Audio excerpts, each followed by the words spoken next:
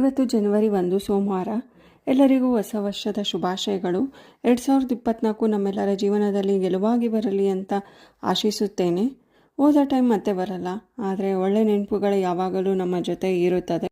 ಈ ದಿನ ಹೇಗಿತ್ತು ಅಂತ ಒಂದು ಶಾರ್ಟ್ ವಿಡಿಯೋ ಮಾಡಿದ್ದೀನಿ. ಬೆಳಗ್ಗೆ ಎದ್ದ ತಕ್ಷಣ ತುಳಸಿ ಕಟ್ಟೆ ನೋಡಿ ನಮಸ್ಕಾರ ಮಾಡಿ ಒಂದು ಲೋಟ ಬಿಸಿ ನೀರು ಕುಡಿಯೋದು ನನ್ನ ಅಭ್ಯಾಸ. ಬೆಳಗ್ಗೆ ಹೊತ್ತು ನೆನೆಸಿದ ಮೆಂತೆ ನೀರು ಕುಡಿತೀನಿ.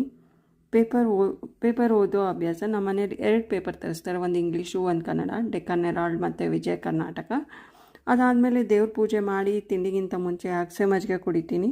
ಇವತ್ತು ತಿಂಡಿಗೆ ಅಮ್ಮ ದೋಸೆ ಆಲೂಗಡ್ಡೆ ಪಲ್ಯ ಮಾಡಿದರು. ಸಂಜೆ ದೇವಸ್ಥಾನಕ್ಕೆ ಹೋಗಿದ್ದೆ. ಇದು ಸುಂದರವಾದ 108 ಗಣಪತಿ ಇರುವ ದೇವಸ್ಥಾನ. ಪ್ರತಿ ವಾರ ಈ ದೇವಸ್ಥಾನಕ್ಕೆ ನಾನು ಹೋಗ್ತೀನಿ.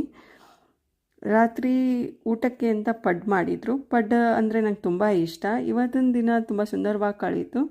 ನಾನು IT ಕಂಪ್ನಿಯಲ್ಲಿ ವರ್ಕ್ ಮಾಡ್ತಾಯಿದ್ದೀನಿ. ಇವತ್ತು ರಜಾ ಇತ್ತು, ಸೊ ಆರಾಮಾಗಿ ಈ ದಿನ